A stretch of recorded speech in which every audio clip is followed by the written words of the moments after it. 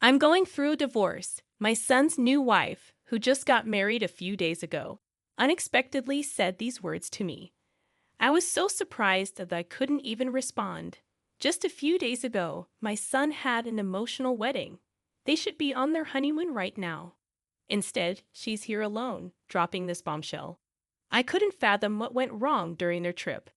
Tears streamed down her face, and all I could do was watch as she fell apart in front of me. My name's Elizabeth, in my 50s, a homemaker who raised two sons. When they were young, I found out about my husband's affair, and we got divorced. Since then, I've been working tirelessly to raise my boys by myself. They're very different. My elder son, James, is bright, excelling in school, and later securing a scholarship to a prestigious university. He now has a good job at a major corporation and recently married a woman from his workplace. They seem happy together. But my younger son, Ethan, was more of a handful. In middle school, he fell in with a rough crowd, causing trouble and even starting a fire at school. I worked hard to get him through high school, where his rebellious streak continued. He graduated, but finding stability was a challenge. He bounced between jobs, never staying long. And he had a string of girlfriends, bringing them home often. I worried about him causing trouble or hurting others. It's been 5 years since high school, and I still wonder what will become of him.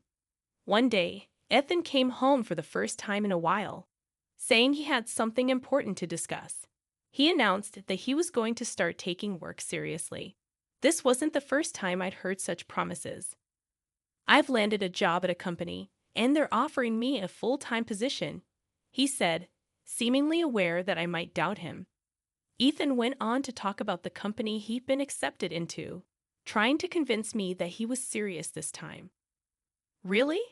That's fantastic news, I responded, though I couldn't help but be surprised. Given the tough economic times, it seemed unlikely that a company would hire Ethan, who had only been doing part-time work.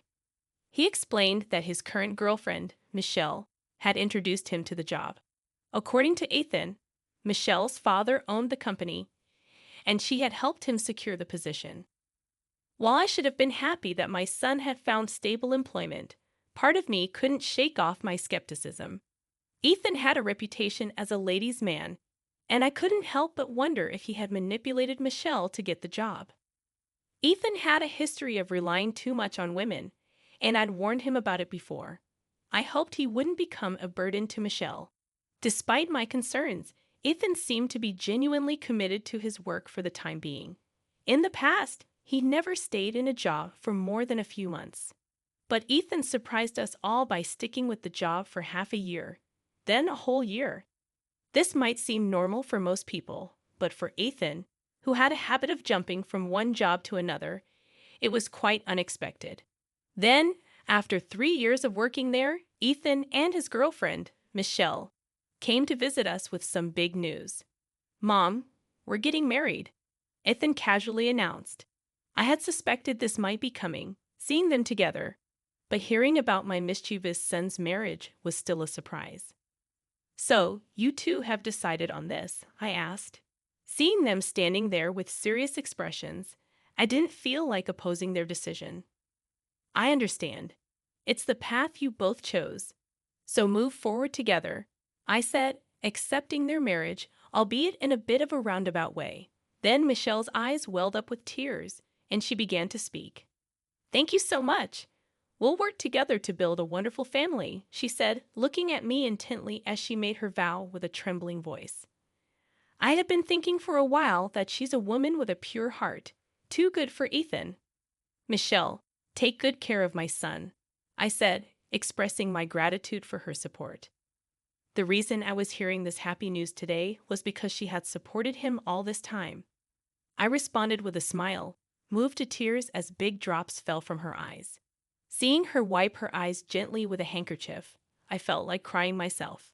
I knew she had been taking care of Ethan, who still had a mischievous side to him. From the bottom of my heart, I thought Ethan was really lucky. "Ethan, make sure to make Michelle happy. From now on, you have to cherish her more than anything," I said, and Ethan nodded shyly. And so Ethan and Michelle were officially engaged. The wedding was simple yet solemn, with only family and close friends present. As I recalled various memories, I sincerely wished for them to support each other as lifelong partners. I truly hoped that Ethan could make Michelle, a selfless and devoted woman, happy. Shortly after their wedding, Ethan and Michelle decided to have their honeymoon within the country due to their savings, a sensible choice in my opinion. I expected Michelle to take charge of their marriage and keep Ethan, who used to be a playboy, in line. But my hopes turned to despair when 3 days into their honeymoon, Michelle unexpectedly showed up at my door. "Michelle, what happened? Weren't you on your honeymoon?" I asked, surprised to see her there, with Ethan nowhere to be found. With a drained expression, Michelle confessed, "Mother-in-law, I'm sorry. I have to divorce him." I was shocked. They had just gotten married, and now the bride was talking about divorce. "What happened? Did something occur with Ethan?" I asked, feeling hesitant. Michelle, after a moment of silence, softly revealed he was having an affair. I was speechless. This shouldn't be happening. Ethan, who had just vowed eternal love at their wedding, was cheating and secretly seeing his ex-girlfriend. During their honeymoon, of all times, Michelle started to cry as she recounted the painful discovery. I was at a loss for words. Introducing a mistress to your wife during your honeymoon, it was unthinkable. I couldn't believe what I was hearing. How could my son do such a terrible thing? Tears streamed down Michelle's cheeks, but they held a spark of hatred, contrasting sharply with the blissful sparkle she had just days ago. She had been betrayed by the one she loved. Michelle recounted the shocking events. Ethan's ex-girlfriend was staying at the same place they had chosen for their honeymoon. Ethan had called her there, inviting her to the hotel where they were staying. It was unthinkable. What was Ethan thinking? "It must have been hard for you, Michelle. I'm truly sorry for what my son has done."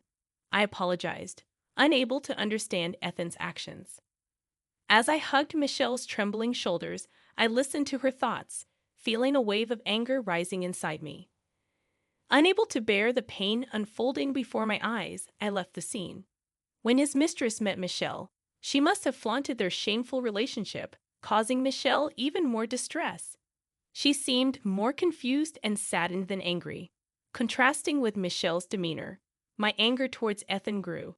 How could he cause such distress to a woman who had always been his rock? I dialed Ethan's number in a fit of anger. "Ethan, where are you right now?"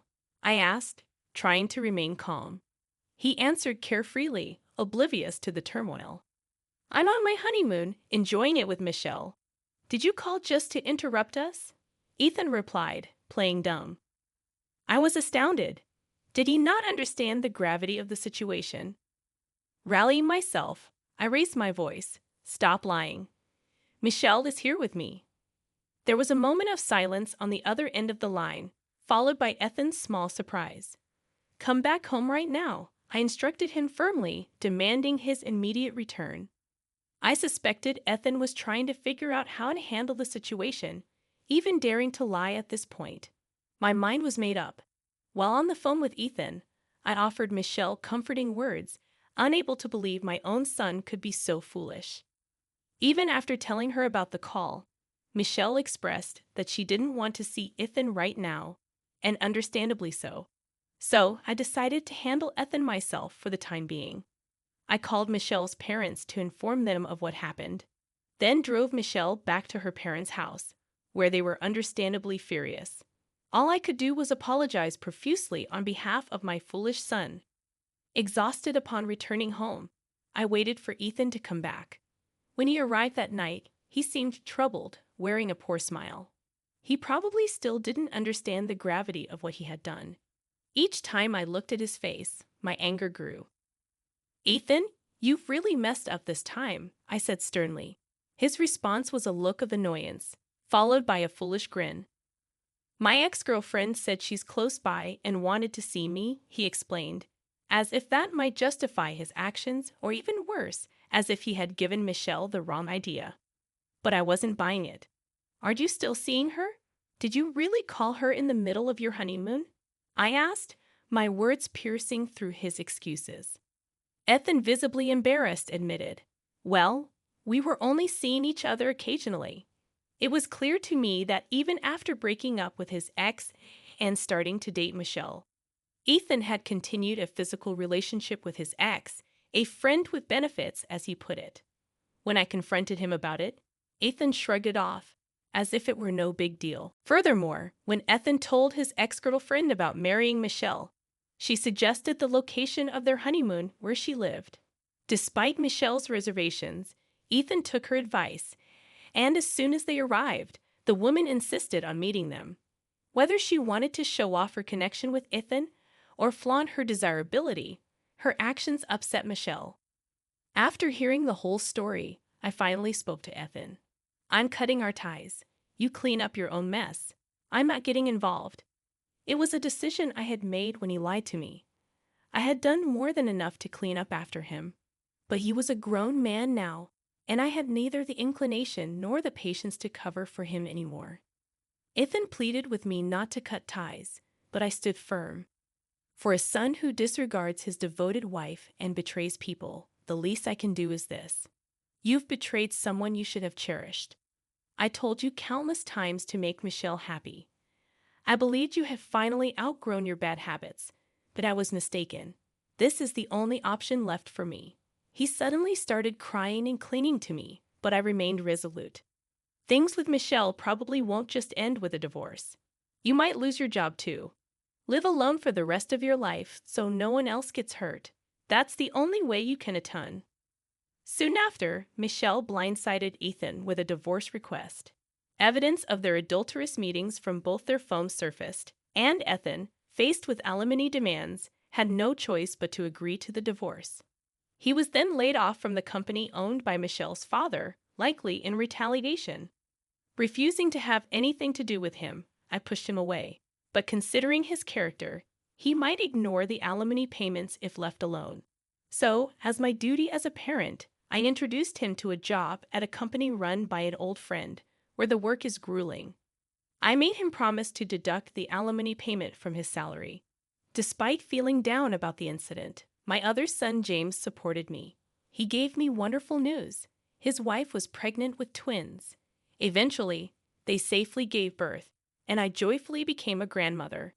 They decided to move next to me, giving me the gift of a peaceful life after the turmoil caused by Ethan.